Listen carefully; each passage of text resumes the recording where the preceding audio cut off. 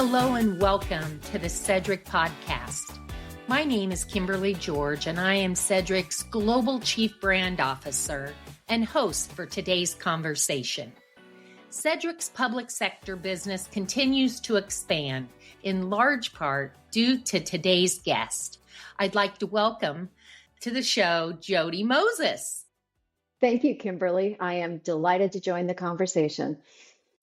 Jody is a Sedgwick Managing Director leading our public sector strategy. Jody, please introduce yourself and share your background with our audience, and don't be shy.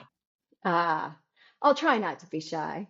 I have had the distinct honor and privilege of over 35 years serving the public sector, starting as a workers' compensation claims adjuster for cities and school districts in California. So that was my entree, and I've never left it. And so as the managing director of Sedgwick's overall strategy and business development serving the public sector, I get to be that voice at the table at Sedgwick that makes sure that every decision that we make, whether it's investing in our colleagues, whether it's investing in our technology, is going to have that lens and that understanding of what's going to be important to our public sector clients. So what's important to our schools, our cities, our counties, and our states. And so having done that for most of my career, it is truly the most rewarding job I would say anyone at Sedgwick might have, because when we do great things and support our public entity risk managers and their missions, we're actually supporting all of us who live in the United States, all of our colleagues, because what we do is going to help deliver on their promises to their citizens and their taxpayers. Yeah, for those of us at Sedgwick, it's a privilege to work with you every day. I love your passion around the customers that we serve. And I remember when you came to Sedgwick, it was a delight to have your expertise because it is so specialized. And also you're a mentor to so many, including myself, when it comes to this business. Well, that is one of the added benefits of being in my role, is being able to work with so many colleagues and professional risk managers at the public agencies as a mentor or learning from them. So earlier this month, you and our team attended the Public Risk Management Association conference, known as PRIMA, in Seattle. And to get started, tell us about PRIMA, their organization, and why public agency risk managers engage. Well, PRIMA, as we call it, has been in existence for over 4 decades, and they've served the risk management community of our public agencies. It's like this one-stop shop for education, for training, finding risks, resources, and collaboration among other public agencies, networking, mentorship. It is a member-driven, so the board is actually representatives of public entities, and they serve over 1,400 public entities as members today. And then in addition to that, sponsors and supporters like Sedgwick who help them be able to deliver their mission on educating and collaborating among the public sector. I remember years ago, actually a number of years, being a speaker at their PRIMA Institute, where newer risk managers or risk managers that wanted to refresh some of their thinking and engage in education came to PRIMA Institute. Is that still part of the PRIMA organization? It is still part of the PRIMA organization. It is part of their commitment to making sure there's succession planning and development among the public sector. PRIMA Institute is a very concentrated, intense training program, 2 to 3 days, for usually new people coming into the risk management community, but also those who want to refresh it. Taught by other public agencies, leaders, as well as sponsors and leaders from an organization like Sedgwick. And I forgot to mention, they have a robust blog, a PRIMA blog, where people can get insight and resources, in addition to this national conference that they do every year. And then each Each state can have PRIMA chapters, and many of them also have their own regional conferences that are very specific to that jurisdiction. As we think about new talent coming in to the business, PRIMA Institute came to mind. So thank you for sharing the additional thoughts. How was attendance at the PRIMA conference this year? And there always is a real buzz and positive energy around it. Tell us about that. Well, attendance was wonderful, and how could it not be? With the host city, Seattle was a wonderful place for everybody to be. They just had around just under 1,000 public entity attendees. With what's most amazing, there were 250 first timers. Oh, And that is, again, a testament to the new talent that's coming into the risk management community and taking advantage of these great resources that PRIMA have. The energy was incredibly positive this year and an intensive educational platform of sessions that all of these new attendees and those refreshing their expertise or teaching others were able to participate in. PRIMA is always a standout conference in my mind because of their educational sessions. You know, you and I have the fortunate opportunity to travel the country and participate in conferences, and some of those really seem to be meeting conferences. And PRIMA's one where the learning opportunities are abundant and people go to the sessions. I'm curious what some of the hot topics were that were discussed. Well, you are so right. Their sessions, more than any other conference I go to, every session room was standing room only, no matter what the topic was. So they were all popular. But Prima organizes their conferences around different topics. So they'll have topics more around your general liability. They'll have topics around benefits, so group health and benefits. So it's not just risk or casualty, around insurance, new risk transfers, workers' comp, and risk control. And so they try to meet the whole spectrum. There were over 50 sessions, some going on concurrently. Again, every room was standing room only as I walked around the sessions. And the hot topics this year, as you can well imagine, were AI, the risks associated with artificial intelligence and using artificial intelligence as a public entity, mental health. So mental health was a big topic, taking care Mhm. of their employees and ways that they can, not just in workers' compensation, but Yeah. overall mental health. Two hot topics, and then other unique risk transfer ideas that are out there. Was a lot in the insurance space around the new kinds of risk transfer mechanisms there are for public agencies, like parametric insurance and Mhm. things that are trending that they're now starting to explore. I'm thrilled to know mental health was on the agenda. And much like our non public sector business, risk financing, risk transfer, so many more options today than we've had in the past. Did Sedgwick have any sessions? Sedgwick did have sessions. We had 3 sessions.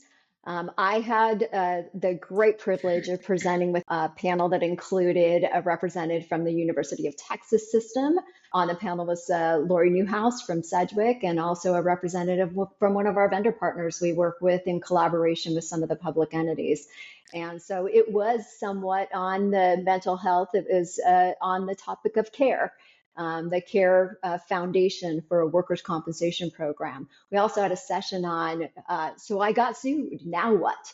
That Yeah. covered, what to do when you get sued, and another on the crossroads of ADA and FMLA. So we enjoy that opportunity to be able to share our thought knowledge or pull other public entities together and have them share what's really worked well. Just facilitate the conversation, which was like what my panel was on the CARE platform or program. Jody leads our business thought leadership around our public agencies as well. So I knew that you would not only know what sessions were discussed, but certainly represent Sedgwick well with what we presented.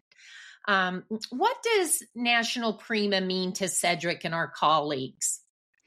Well, I'll dovetail off of what you just said, Kimberly. The ability to ensure that we can share thought leadership, that we're listening in part of that conversation, that we're sitting at the table, can hear what's important, what's going on in the other sessions. And Sedgwick, then as an organization, learn from those, but also then share our expertise. Also be part of developing that next tranche of talent that's coming up through risk management. As I mentioned, 250 new attendees, first-time attendees, and a program like PRIMA Institute, where Sedgwick and our colleagues can get involved, developing that network, sharing the knowledge, and more importantly, help connect those veteran risk managers at public agencies we work with the newbies who are just coming in, so that they now have a mentor within the public sector.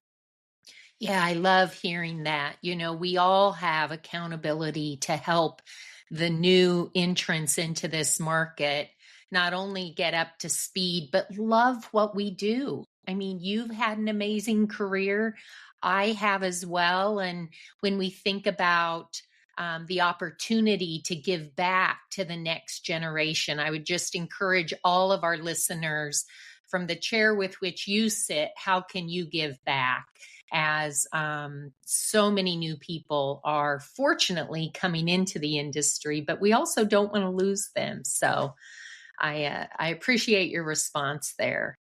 And when we think about the complexity of the risk manager role today, what they face in their communities, whether it's funding or generally what's happening within insurance, and the speed with which we have to respond. But I'm really curious how you feel about our positioning here at Sedgwick to support clients, and maybe what you're seeing as new and emerging challenges. Two great related topics, and Sedgwick is uniquely positioned to really help that risk manager in their challenging position. And we're uniquely positioned in two ways. We understand the local nature of the public sector. We understand it's the community and who it is, and being responsive to those, and that even though it's a school district, it's not the same as a different school district in the same state. So being local and being responsive, but positioning with that scale of our organization behind it, that doesn't get in the way of the decision making of the local team, but really enables us to make sure that we are on the cutting edge of what's important for data security, that the data that we're entrusted to manage on behalf of these public agencies is as safe, as secure as it possibly can be, and the trends along and what's important along those lines. That we have access and our finger on the pulse because of our scale to what's going on in global markets, what's going on in the insurance industry. We have carriers who are our clients. We have very large organizations on the commercial side, retail and airlines. And being able to bring that perspective and what is happening there and those solutions on a global scale down to the level of our public entity risk managers, they often can hear and learn of things that are coming down and being forecasted that may not have hit their local agency yet. And if our team locally doesn't know the answer, trust me, they can find someone within Sedgwick or a client that Sedgwick serves that has encountered a very similar situation or is going through the same thing right now that we can learn from. Yeah, those cross learnings are just invaluable. And we are a great group of networkers, so we definitely can help with identifying solutions, others going through the experience that might be similar. And the second part are what are some real things that we're seeing, and the changing political climate always has an impact on, and particularly on the public sector. And so as we are in 2025, looking towards 2026, our cities and counties and school districts and states being faced with having to do less with more.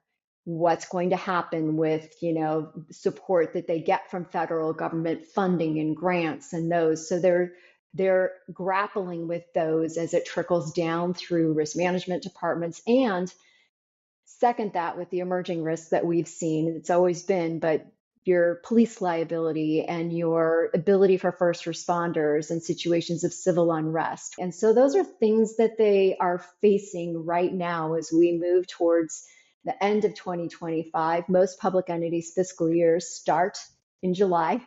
So they are starting a new budget cycle that they've already been in and starting a new fiscal year. So those things, and then data and data security as they are facing a demand from their constituents and citizens, taxpayers, and employees to leverage AI or not leverage artificial intelligence.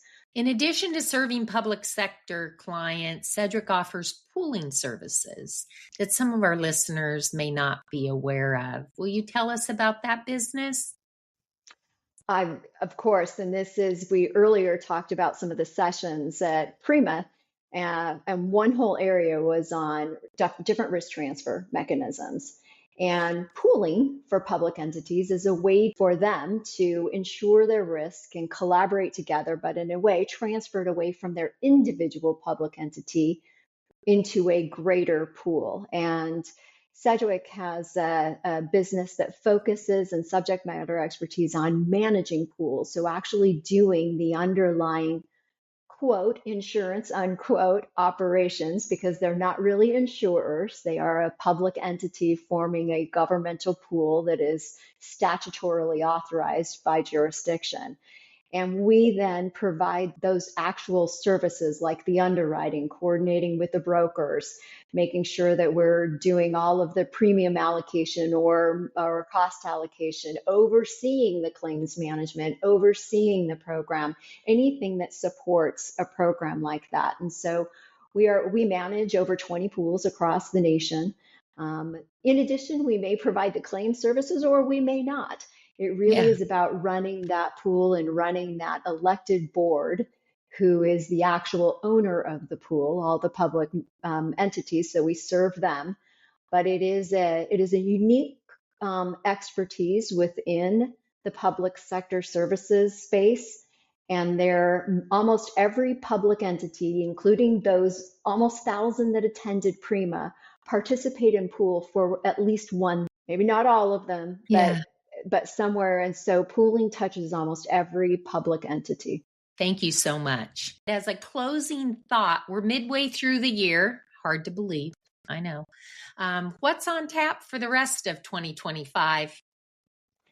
Well, there are local associations of PRIMA. So Texas PRIMA, which they go big in Texas. So Texas PRIMA boasts almost an attendee size equal to PRIMA, although not national. They are all Texans, but that is in November. So Sedgwick will be able to be there and sponsor that.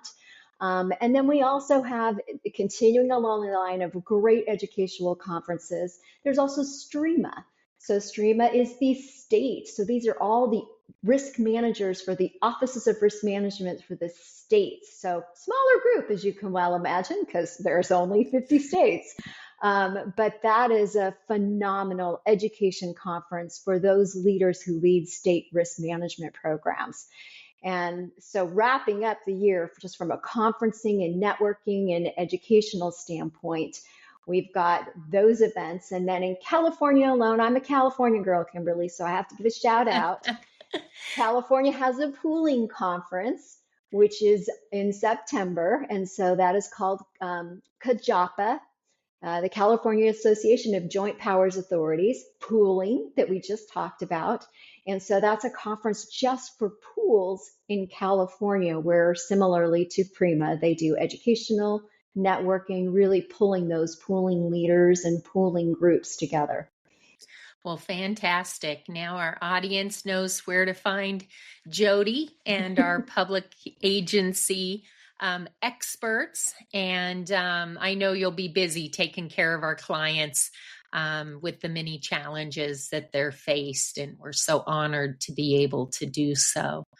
Jody, I want to thank you for joining me today. What a fantastic expert you are in this space and a delight to work with. And I know our audience had to have enjoyed your input here today and all your insights. Oh, you are welcome. It was truly my pleasure. Thank you for inviting me, Kimberly. Oh, you're welcome. And thank you to our Sedgwick podcast audience. We're thrilled to have you with us. Keep sending me ideas of what topics you want to hear, and I'll make sure that we include those conversations in a podcast in the near future. Thanks again for joining us. Be well.